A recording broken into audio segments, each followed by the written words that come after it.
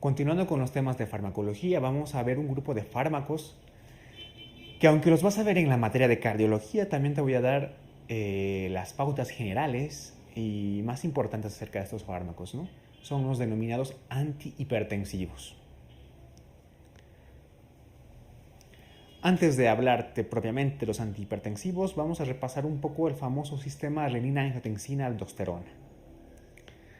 Recordarás, por fisiología, que este sistema, ¿no? Se origina a nivel del aparato yuxtaglomerular de los riñones. ¿Sí? Entonces, la mácula densa de algún tipo de células, por distintos estímulos hidroelectrolíticos, liberan renina. ¿Qué es la renina? La renina actúa como una enzima. Hay una proteína que se produce en el hígado que se denomina angiotensinógeno. Este angiotensinógeno, gracias a la renina, se puede transformar en angiotensina 1. La angiotensina 1 por sí misma no tiene una gran actividad metabólica ni sobre el organismo. Pero hay una enzima, ¿no? Que se llama enzima convertidora de angiotensina, que actúa sobre esta nueva proteína, la angiotensina 1. ¿Qué hace esta enzima? Esta enzima llamada ECA, ¿no? Transforma la angiotensina 1 en angiotensina 2. Y esta sí nos interesa porque la angiotensina 2 es una molécula que actúa como un vasoconstrictor potente, ¿no? ¿Qué más? La enzima convertidora de angiotensina tiene otras funciones menos importantes, ¿no? Dice que ayuda a catabolizar los péptidos no activos en bradicininas y sustancia P, por ejemplo, ¿no? Entonces, estas bradicininas y sustancias P se convierten en péptidos no activos, ¿no? Entonces, ¿qué crees que hagan los fármacos que inhiban este sistema? De alguna forma, no permiten que la ECA cumpla sus funciones. Por lo tanto, si no hay ECA, no hay angiotensina. Y por otra parte, esas bradicininas se siguen acumulando. Y como vamos a ver más adelante, son la causa por lo que algunos fármacos, como los IECA, por ejemplo, tienen un efecto adverso que es la tos. Bien.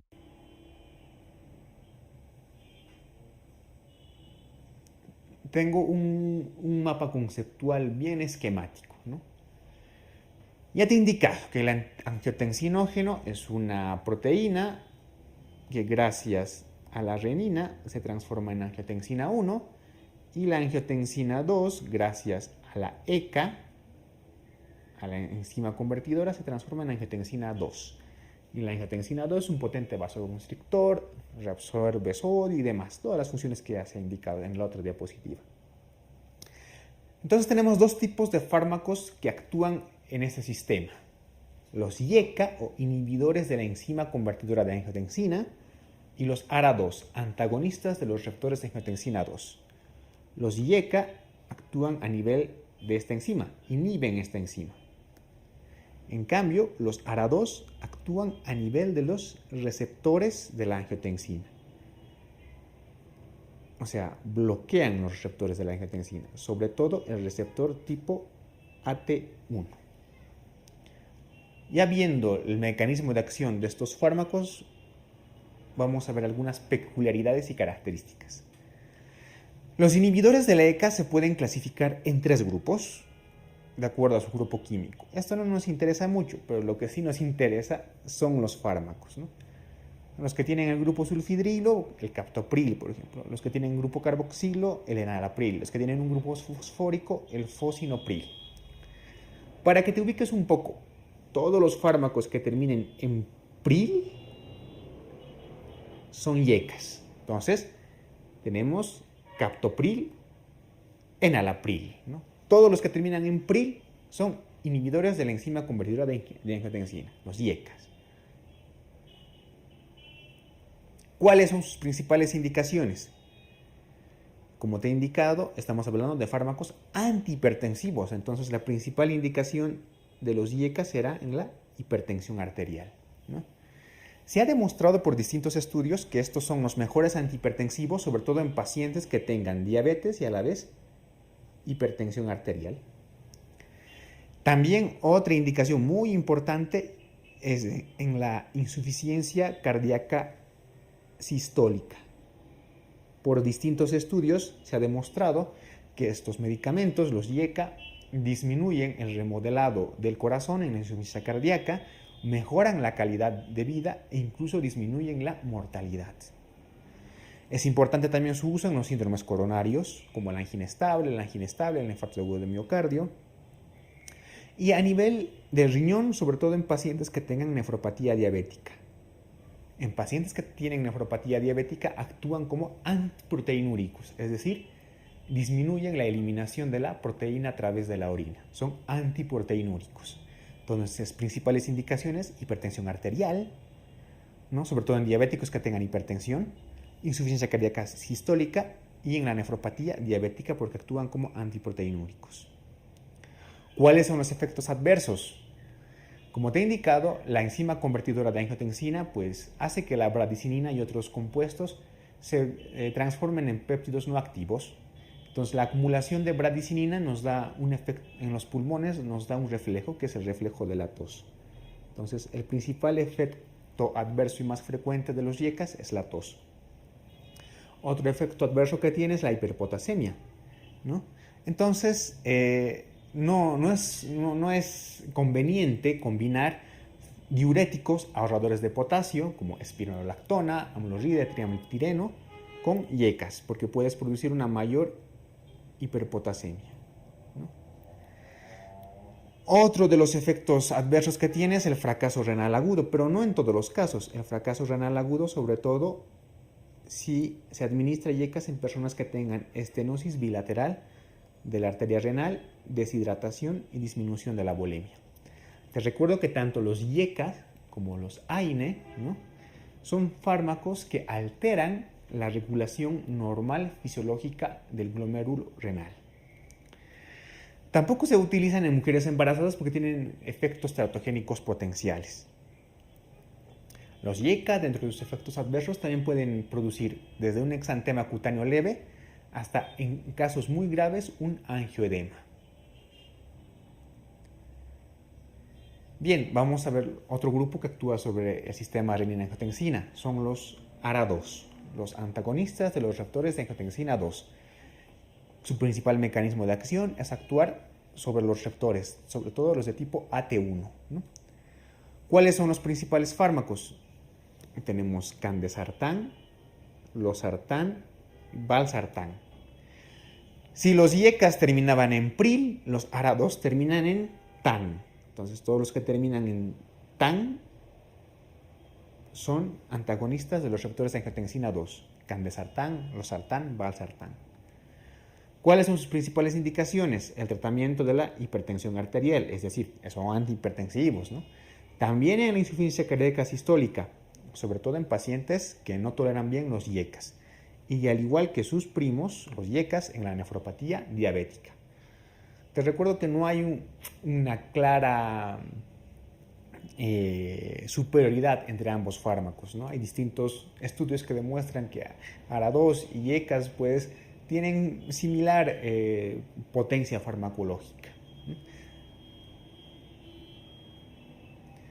Otro tipo de antihipertensivos son los antagonistas de los canales de calcio, de los cuales tenemos dos familias principales, las dihidropiridinas y las no dihidropiridinas. Dentro de las dihidropiridinas, los principales, el nifedipino y el amlodipino, es decir, los pinos. Los pinos son dihidropiridinos. Y los no dihidropiridínicos, los principales, verapamilo y diltiazem. ¿Qué características tienen cada uno?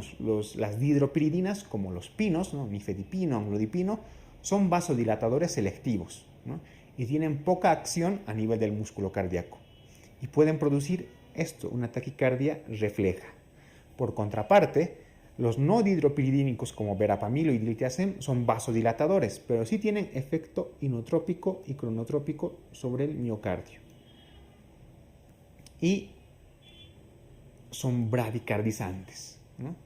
Son inotrópicos y cronotrópicos negativos los no dihidropiridínicos. ¿Cuáles son sus principales indicaciones? ¿No? Obviamente la hipertensión arterial, por su efecto vasodilatador, ¿no? En la cardiopatía isquémica se utilizan como antianginosos. ¿Por qué? Porque te he indicado que son inotrópicos y cronotrópicos negativos, ¿no? Entonces disminuyen el consumo de oxígeno por el miocardio. También se utilizan en algunos casos como antiarrítmicos.